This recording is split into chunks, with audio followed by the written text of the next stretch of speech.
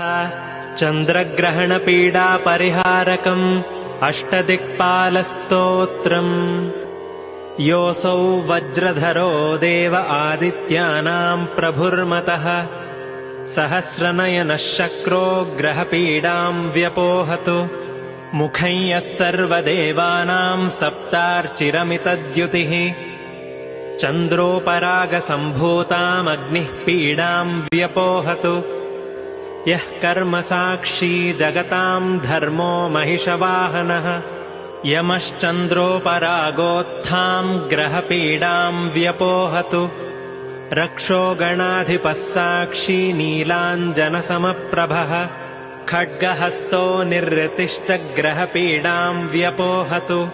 नागपाशधरो देवः सदा मकरवाहनः सजलाधिपतिर्देवो ग्रहपीडाम् व्यपोहतु।